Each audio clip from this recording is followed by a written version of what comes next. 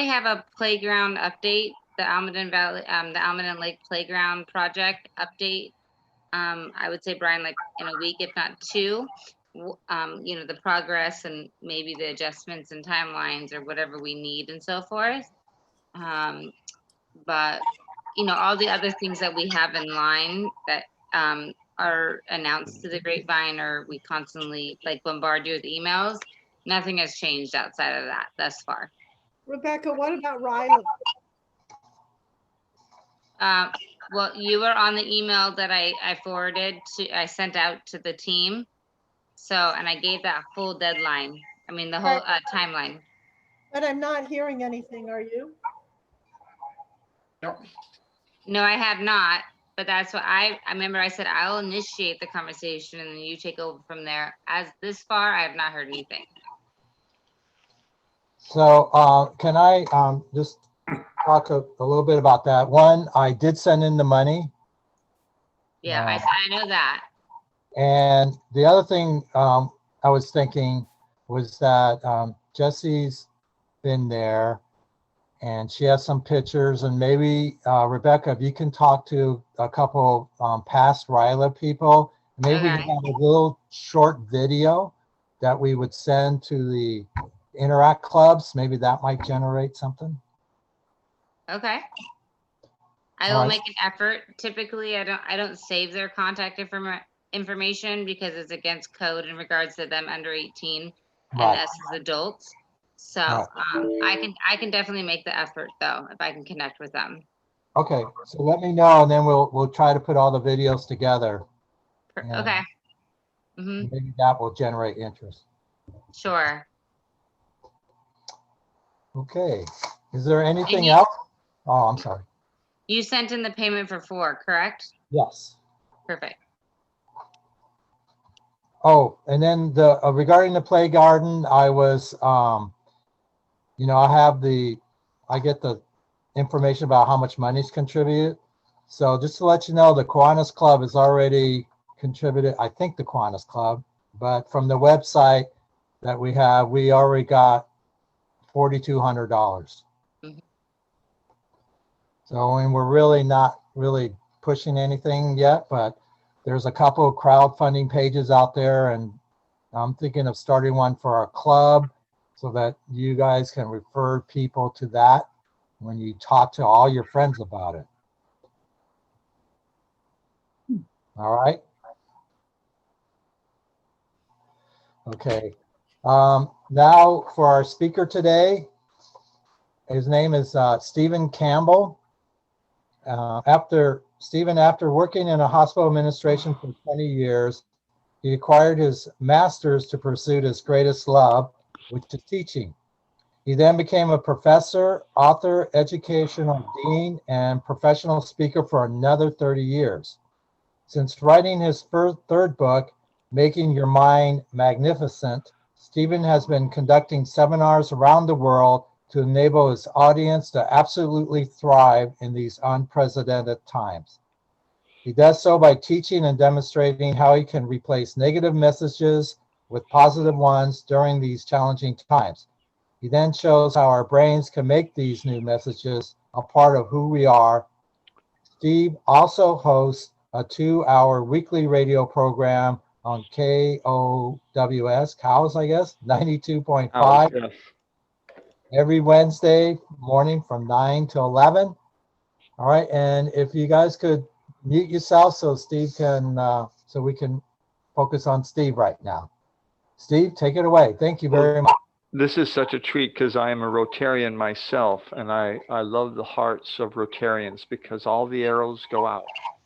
And this is especially true right now. Yeah. So thank you so much for having me speak to you. I have so many wonderful things I'm going to share with you, which are encouraging, which I think we need right now. The new normal isn't coming. It's here. And it's not only worldwide, but it's, oh gosh, it's right next door. And what I want to share with you this morning, or today, actually this afternoon, is that preparation doesn't begin with a bunch of plans. It doesn't begin with programs. Preparation for 2021 as for everything else, begins in your mind. Everything starts with your mind. When I go across the Golden Gate Bridge, oh, I'm sorry, and your feelings. And we're going to be talking about both today. So when I go across the Golden Gate Bridge, I'm amazed at what I see, but the Golden Gate Bridge did not begin with somebody's plans. They began with somebody's vision. In this case, it was James Wilkins, who was a reporter for the San Francisco Gazette. He was the one that started it. And everything starts in our minds. So what I want to share with you today are 3 principles of how we think. These began coming out in the 1960s with a number of books. And what I love about them is they're so simple to understand. In fact, you can really put them in your pocket and take them home and start applying them, which I'm going to teach you how to do by the end of our time together. Now, before I start, I've given this presentation literally all over the world, and people, well, when I gave it for the Livermore Unified School District, the superintendent asked me if she could have my slides so she could share it with her parents. And I said, well, you need the words also. I mean, the words are the more important. So what I've already done for you is I've written down every word I'm going to say today. And I put the slides on the right, the words are on the left, and they're on a PDF. And I'll be glad to send this to you if you're interested. If you just put your name and your email in the chat line, it's all free. But people just want to hear this again. They just wanted to know, gosh, this is really exciting. At the very end, there's about 12 books from which this was gleaned. So if you're interested in that, just put your name and your email in the chat line, and I'll send it to you this afternoon as an attachment. Okay, so let's begin with this. Right now, while I'm talking to you, you're talking to yourself physiologically thousands of times faster. How can your brain do that? Well, when I talk to you, I use words, and when you talk to yourself, you also use words. But when you talk to yourself mainly, you use pictures and feelings. So when I think of my wife, Mary, or when I think of our grandson, I can't possibly put into words what I feel or how pretty my wife has become to me in the 50 years we've been married. So we're really talking to yourself far faster than that. But here's principle number 1, and this is the foundation of everything that I share, okay? Here it is, and hang on to your seat, because this one is really important and very, very exciting. While you are talking to yourself, your brain's believing everything you tell it without question. That's scary, and that's wonderful. The scary part is when you say, I just cannot do this, our brain says, okay, you're right, you can't. And then it makes sure you can't. That is its job. That's the scary part. The wonderful part is when you say, I can do this, your brain says, oh, okay. But then it becomes obsessed with finding ways for you to do it. Now, big question, is what you're saying true? Your brain doesn't even care. And when I heard that in a psychology class years ago by Dr. V.S. Ramachandran down in UC San Diego, I was really skeptical. And phantoms in the brain refer to phantom limbs that have been amputated. And the patient might go into a doctor's office, he'll say, you got to help me, I can't do a thing with my arm. The doctor may say, well, that could be because I cut off that arm 6 months ago. And the patient says, you didn't tell my brain that. My brain still thinks it's there. My brain wants to pick things up with it. So the brain doesn't care whether what you're saying is true or not. Now, let me share with you a story that applies to this so very strongly. I taught math at the University of San Francisco. And one semester after the first day of class, a student came to my office, sat down opposite, very shy. She said, Mr. Campbell, I'm really glad you're my professor. I said, what do you mean, Sue? She said, I have never gotten above a C in a math test, so I am a C student. So I want to warn you right now, I will not get any grade better than a C in this course. And I say, well, Sue, believe it or not, I used to be the same way. So I work with her, and she got an A in the first midterm. And I gave her the test, and she absolutely freaked out. She said, oh, Mr. Campbell, this is a mistake. What do you mean, Sue? She said, I have never gotten above a C in a math test. You must have made a mistake. And I said, I didn't, Sue. This is a genuine A. So then she looked at it longer. I'll never forget this. She looked at it longer, and then suddenly her eyes just lit up. Her face just lit up. And she looked at me, and she said, oh, do you know what this means? And now I am getting excited. So I sat down next to her. I said, yes, Sue, I do, but I want you to tell me, what does this mean? This means, Mr. Campbell, that when I flunk the next test, I can still maintain my C. I said, Sue, just get an A in every test. She said, oh, I can't. Why? What was her answer? I'm a C student. And that's exactly what happened. She flunked the next test. She got a C in the course. So I sat down with her. I said, Sue, answer me this. What would have happened if you had flunked this first test? Do you know what she said without a moment's hesitation? She said, easy. I would have studied like crazy to get A on the next test to maintain my C. I said, Sue, just get an A in every test. She said, oh, I can't. Why? I'm a C student. We're in the middle of a pandemic. This is too hard. This is the way I was raised. This is where I have failed. This is where I get stuck. This is just who I am. Or. Do you know when your old life ended? 1 second ago. So when did your new life begin? 1 second ago. Now do the math. 60 seconds per minute, 60 minutes per hour, 24 hours per day. In one 24-hour period, you have 86,400 new opportunities for new life every single day. All you have to do is take them. So my dear Rotarians and my dear friends, the primary element that holds us back from learning and growing and changing is what we say to ourselves.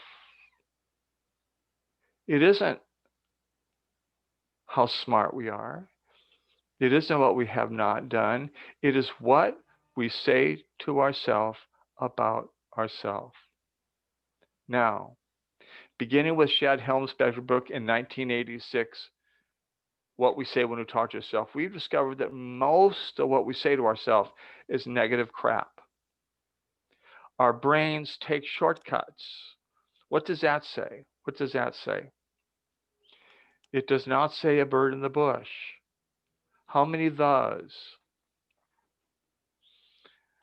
And yet your brain said, oh, this is so easy, I can see this, except the brain is wrong. The brain is wrong a lot when you talk about yourself. When you say, oh my gosh, I'm so stupid for doing that. When you say that, what's your brain going to say? Oh, okay. Yeah, you really are. And the scary part about that is that you keep giving yourself consistent messages. Your brain rewires itself. This is called neuroplasticity. And those messages become your mindset. And that mindset becomes who you are. So in a few minutes, I'm going to show you how to replace those messages. Notice I did not say change. Why do I not use the change? Because the word change is anathema to the brain. The brain hates change.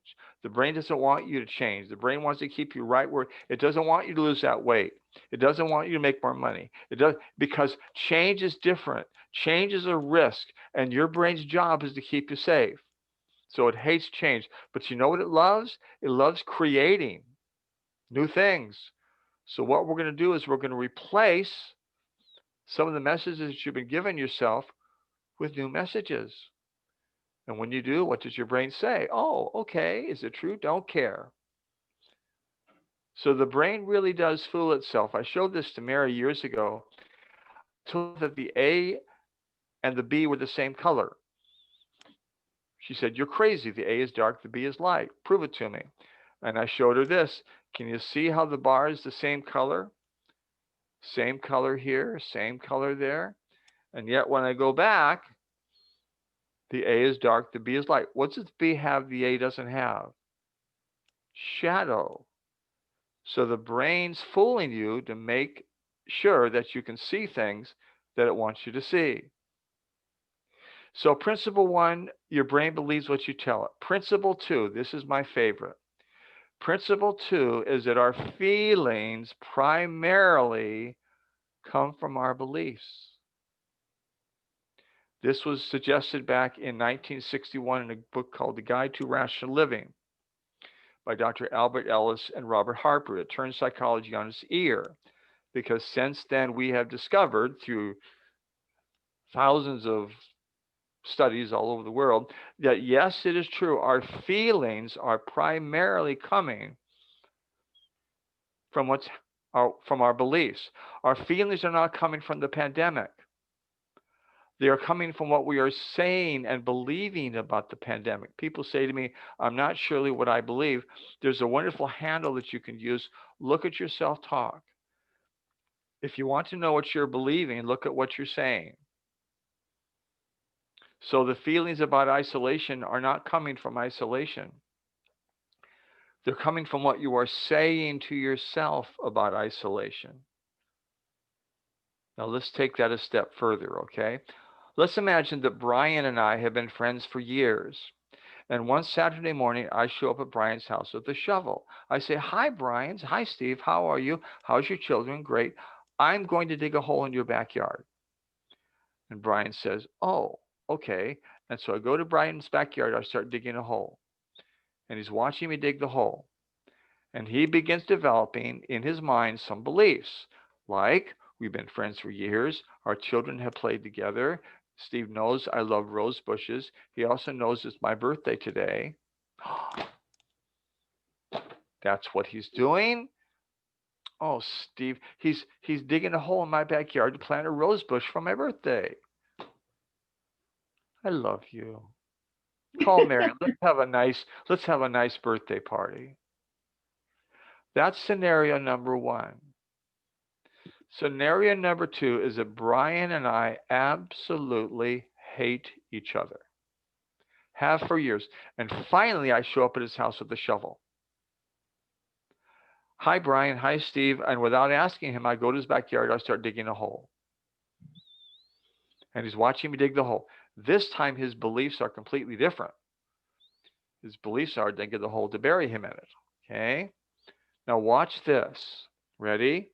Hang on to your seat. Same Brian, same Steve. Same shovel. Same Saturday morning. Same backyard. Same hole. Completely different beliefs. Completely different feelings. That's the reason why some people are reacting to the pandemic very different from other people. Not because of the pandemic, but because of what they are saying about that pandemic. We have a choice. That's why they call this cognitive psychology. So some of our beliefs, I feel useless because I'm out of work. Or I feel stranded in the pandemic. We think that events such as being out of work or being unemployed or being stranded in the pandemic explain how we feel. Rather, ready? Pay attention. It's our belief about being unemployed. It's our belief about being in the pandemic that explains how we feel. Why is that so exciting? Because we can replace those beliefs. Is it easy? Of course not. Because, my dear friends, some of the beliefs that you have been having and some of the self-talk you've been saying to yourself your entire life, and they are really wired up there, but you can start replacing them when? Right now, with your new life that began 1 second ago. We can replace them. And our brain says, what? Oh, okay. Is it true? I don't even care. So let's just look back at this. I feel this is because I'm unemployed. You know what everyone is discovering? There's no commutes. I used to have to spend the entire day traveling down to where you are to speak. Now I'm in my study. And I'm not supposed to share this with you, but down below me, I'm in my sweats. I can connect with our family. I can travel. We can fine tune our skills. We can register for classes, get back in shape, start our own business, all the wonderful things. How about being stranded in the pandemic? Well, there's other things to think. Countries are beginning to help each other. They're helping each other. Okay? Carbon emissions are plunging. We have clear waterways. There's a focus on essential workers. Traveling is minimal. People are sleeping better. People are in touch with their families. And there's a break in our routine. My hero is Dr. Viktor Frankl, author of Man's Search for Meaning, a book that I highly recommend that you read. Dr. Frankl was in Auschwitz as an inmate for 3 years. He lost his father, his brother, and his wife. And yet, here's what he said. He said, everything can be taken away from the human, but one thing. The last of the human freedoms, ready? Here we go. To choose one's attitude in a given set of circumstances. In other words, what he's saying is we can choose our own way. Here's where we get stuck. When you say, oh, no, we can't, what's your brain going to say? Okay, yeah, you're right. And you close the gate. But when you open and say, you know what? Maybe I could try that. Just a little bit. And what will your brain say? Oh, okay. I don't even care if it's true. All I care about is what you tell me. 2018 was an amazing year for me personally. In the beginning of the year, I discovered I had cancer, and then cataracts, and then diabetes. And then at the end of the year, I discovered I had advanced heart disease. My mitral valve was flipping all over the place. Well, for the cancer, they took a part of my scalp off, and I'm cancer-free. For the cataracts, they replaced the lenses in there. I've got my glasses here, but I really don't need them anymore because I see great. For the diabetes, they had to completely change my lifestyle. I lost 30 pounds. And for the heart disease, I had open heart surgery last year, and my heart is as good as new. But the point I want to make is this, dear Rotarians. And gosh, the part that I don't like about this is that I wish I was there, because I'm a hugger, but I can't do that. But anyway, the point I want to make is this. My feelings didn't come from the cancer or the cataracts. They came from what I said to myself about the cancer and the cataracts. They came from my beliefs. That's exciting. So, principle 3, your brain's rewiring itself all the time. Your brain is always growing. So, years and years ago, Mary called me on the phone where I was working, where I was teaching at a particular university. And when you get Mary near a phone, she talks. And this time she wasn't talking. That's never happened before. So finally I had to say, hi, what's going on? And she said, I just walked out of the doctor's office. I have cancer. And I need everybody home. So our daughters, we have 2 daughters, and their husbands came over, and we spent the day talking, crying, laughing, drinking a lot, I must admit. And when our daughters went home, Mary and I talked into the evening, and finally Mary went to bed. And I picked up 2 books. One was the Bible. The other one was a book called Learned Optimism by Dr. E.P. Seligman out of the University of Pennsylvania. What he discovered about optimists is really interesting. He discovered that optimists, when dealing with really hard stuff, they isolate it. So what we did is we said, okay, here's the cancer with all the stuff that it goes with, but it's not the only thing in our lives. There's other things in our life that are wonderful, like we live in Sonoma County, like we've been married for 40 years, like our daughters are married to men who love them even more than we do. So we decided we are not going to let this cancer be an umbrella over the rest of our life. Was it a one-time decision? Of course not. We had to make it many times. But what happened? Our brain rewired itself, and every single time we made that decision, it got easier and easier. That's exciting. The next year she was cancer-free. The year after that, the year after that, the year after that, and then she called me. But this time it was different. This time she was talking. And I said, hi. She said, hi, I just walked out of the doctor's office. They found something. How are you doing? You know what, Steve? I'm doing all right. I made it through the last time. I can make it through this time. What changed? Not the cancer. It's what she said about the cancer. And now again, she's cancer-free. Yay. So let's begin to close. If I stopped here and said, thank you so much for allowing me to share with you, this has been wonderful, you would say you should have heard this guy. He was funny. He was handsome. He was very, he was just really good. What did he say? I have no idea. But it was really good. The reason is because everything right now is on the left side of your brain. Okay, it's all knowledge. It's all sort of computer gaga, and the brain doesn't know what to do with it. So what I need to do for the last few minutes, and then we'll close, is to get it from the left to the right. This is where you are. Your feelings, your intuition, your practical stuff. I need to get it on the right side. So what I'm going to do is give you 2 new ways of thinking. 3 is too many to remember, so I'll just give you 2. Okay. One involves when you do something really well, and the other involves when you really blow it. And that pretty much covers everything. Okay. Okay, so let's look at the first one first. This is a study from Stanford University. You can Google this, called the effort effect, back in 1975. What they discovered is that most of us pass over our successes too quickly, too lightly for them to ever become a part of who we are.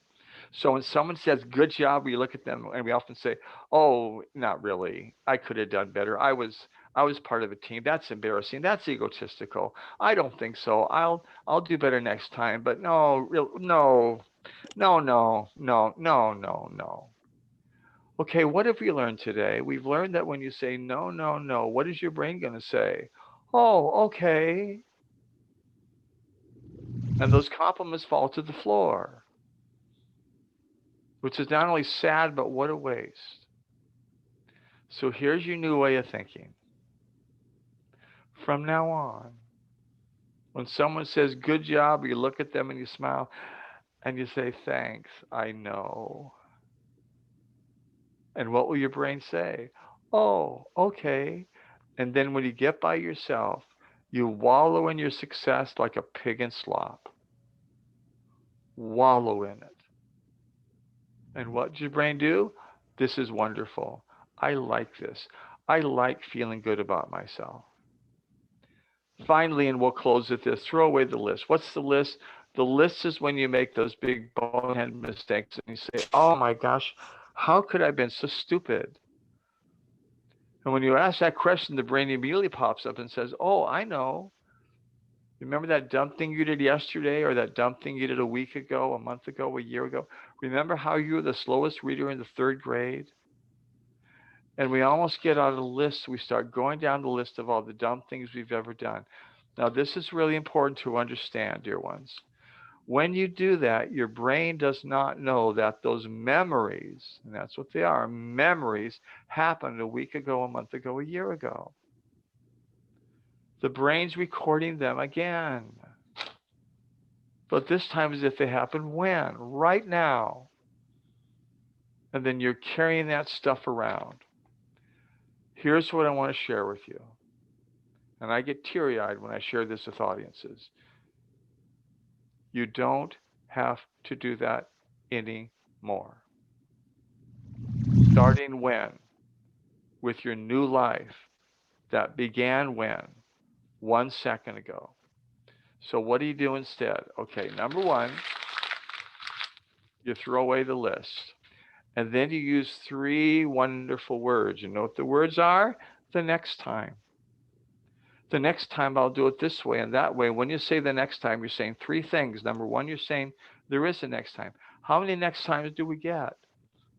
As many as we want. Number 2, when you say the next time, you're saying, I will never give up. And number 3, when you say the next time, you're saying, I'm still learning, I'm still growing, which means I'm still making mistakes. But just because I fail doesn't mean I'm a failure.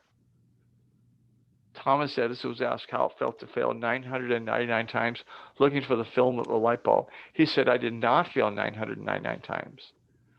I simply found 999 ways that didn't work.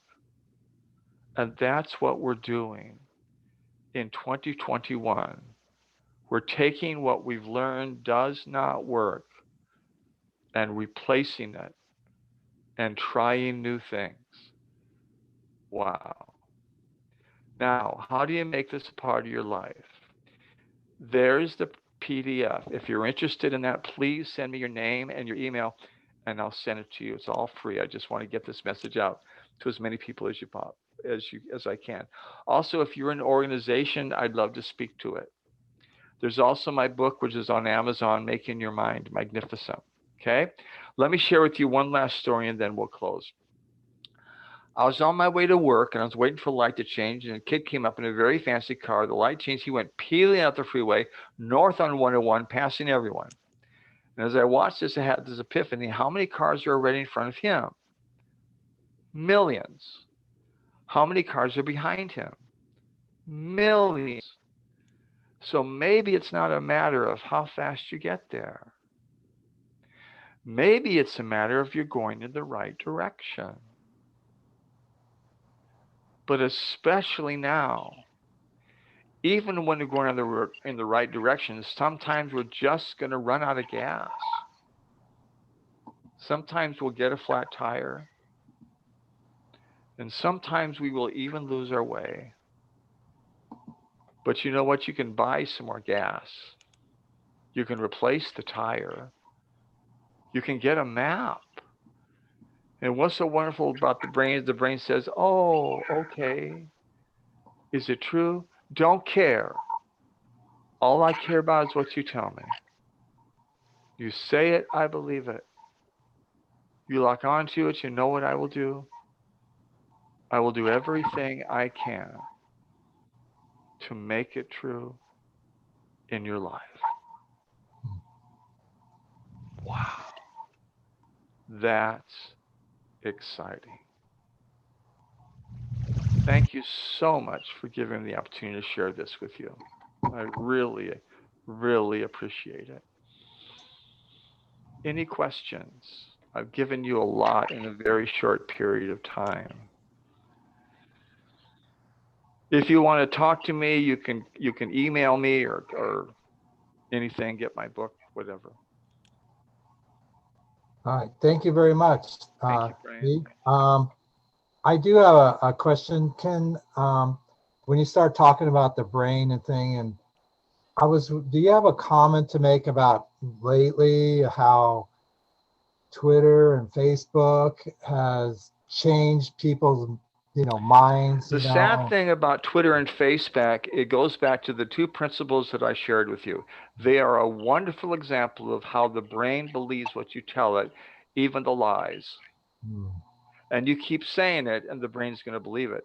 I think our past president really truly does believe that the election was stolen.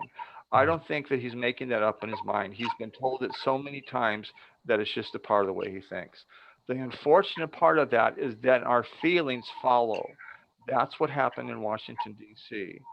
These people really do believe that this happened, and the feelings followed, and that's what happened. It all just fits perfectly into the way our brains work. It really does. Okay. There's another part. Do you have a couple of minutes? Sure. Or no? There's a part that I don't have time. I didn't have time to share with you, but whenever I can, I want to add this because this really helps people also. It turns out, and I'm a first-year baby boomer, so I was taught you have a self-image. And it turns out that's only partially correct. It turns out that you have thousands and thousands and thousands of self-images. You have a self-image for every single thing that you do. So I have a self-image, how I see myself as a father, as a husband, as a writer, as a teacher, as a speaker, as a grandfather. I have all these self-images, okay? I even have self-image for every meal that I cook. So I cook really good scrambled eggs and lousy poached eggs. What's the point? Well, if I have two self-images for just 2 meals that I cook, you can imagine how many self-images I must have. And I'm 73, so I've got a lot of them. Those self-images are learned. They're learned. You weren't born with them. Now, of course, we're all born with certain natural dispositions. I was born a natural teacher. I've always been a teacher. When I was a kid, I used to put rocks in my backyard and pretended I was teaching them. I was a weird kid. But our self-images are learned. And what's so wonderful is it's so easy to understand. They're based on your self-talk. Your self-images are based on what you are saying to yourself about yourself right now. They're not based on how you're raised and all this. They're based on what you are saying about how you're raised. So for the first 42 years of my life, I was absolutely convinced that I was stupid in math. And I felt as if I was as worthless, as worthy as a log. I had a tremendous insecurity in the whole thing. And then when I was 42, computer began coming in the 70s. I began tinkering around. Eventually, I got a graduate degree in computer science and began teaching computer courses. And one day, the dean came to my office. He said, "One of our math professors just quit, Steve, so you are our new math professor." I can't do numbers. He said, "You want a job? Learn. There's the book next semester." Well, I needed the job, so I ran down to the Rotary Park Library, picked up all the books on brain-based learning. I taught my course based on how the brain learns, which I didn't have time to share with you today. And students began saying, "Oh my gosh, you're such a wonderful math teacher. I love the way you teach it." And then the dean said, all the students saying, "I will only take math if Mr. Campbell teaches me." What I began doing when I was 42, rather than hating myself, is I began saying, wait a minute. If I'm so smart with computers, I got to be smart with math. And this is really fun. And I'm having a good time. And algebra and calculus, they're just puzzles. That's all they are, puzzles that you give to a student and say, let's have fun with this and let's see if we can pick together and solve it. And I ended up writing 2 college textbooks. And what do you think? Math, okay? Here's the point. There is still a self-image in my brain of being a horribly stupid math teacher. It's still there. But I've replaced it with one of being a brilliant teacher. It turns out that I just happen to be. Or do you have to get on it? So the point I want to make is this, that the self-images are being replaced, which means they're always there. You can't get rid of them. You can't get rid of your self-images unless you're willing to have a lobotomy. So that they'll always be there. Number 2, they're really, really, really, really, really, really, really, really, really, really, really, really, really hard to change. You have to get down there and somehow untangle them. So you really can't change. But, and this is what I talked about today, you can replace them. How? When you start saying negative stuff to you, you stop it and you say, wait a minute, that's negative. I'm not accepting that anymore. And the wonderful thing about your brain is the brain just says, oh, okay. Is it true? Don't care. All I care is what you tell me. The most wonderful thing about what I'm sharing with you is that my brain and I have become such good friends. We hate each other the first half of my life. Hated each other. And now we just laugh all day long. We've become, that's why the original title for my book was Making Your Mind Your Mentor. And my publisher said, nobody knows what a mentor is. So we changed it to Making Your Mind Magnificent. I like my title better. A mentor is someone who sees more in you than you see in yourself. So what I want to leave you with is this. You have thousands of self-images. A lot of them are negative. But those self-images were learned. And what you're saying to yourself right now is also learned. You can replace by making a decision to say, I'm not saying that anymore. And the exciting part about that is that when you say that, it gets easier and easier. Why? Because your brain's rewiring itself to the point where it's just become so natural, the natural way that you look at yourself. I mean, college students would say, why wasn't this taught 40 years ago? And I said, we didn't know this 40 years ago. This is new stuff. We didn't know about the brain. We didn't know about all this stuff. Yeah, I think that those are all truly, honestly, Stephen, those are truly all good points. And I think everybody I was seeing the chat, like, people are like intrigued by all of this information. I think that you're provided us with some essential tools and ways to navigate around it, and better resources to figure out more. So I'm not going to speak for everybody, but I find it intriguing because you always want to be a student, right? Nobody knows everything. Yep. You always want to continue growing, learning, evolving, and so forth. So thank you so much. Thank you for having me. Yeah, if anybody else has any other feedback, you got about 10 seconds each. 10 seconds each. I just had one really quick question. And how does this play into professional athletes? You know what? I work with a lot of professional athletes, especially golfers. And a lot of golfing takes place up here. It does. When you do a really, really bad thing, say, it doesn't mean I'm stupid. I just didn't do it correctly. I'll do it correctly next time. So I work with a lot of coaches and teams and stuff like that. It's all up here. It really is up here. I think what Burke is getting towards is it's about the attitude or the competitive nature, the pressure that's put on you, right? Yes. I grew up the same way as being an athlete, and it's that gets in you, I have to be good at it. Kind of when thing. you watch in the Olympics a person doing a gymnastic thing, whatever, I forgot what they call it. It's fine. They're closing their eyes just before they do it. What are they doing? They're rehearsing. They are seeing themselves go through the whole routine. Sure. So. They're seeing it. Yeah. Before they start. So Burke, did I answer your question? Did anybody else have anything else? But Burke, did that answer what you were asking? Yeah. It's really interesting because it's a mental practice. It's a mental practice, right? Exactly. Yeah. Did anybody else? I want to be respectful of everybody's time, mine included. But did anybody else? I got a note from Jerry. Lisa is not moving. Bill looks charming and great as ever. Jesse. Psycho-cybernetics. Yes. Maxwell Maltz. He started this whole thing. Oh. Wait, what? He's Psycho-Cybernetics. Maxwell Maltz started this whole thing. He noticed that when he specialized in female facial reconstruction, he noticed that when a procedure was successful, oftentimes the woman wouldn't see it.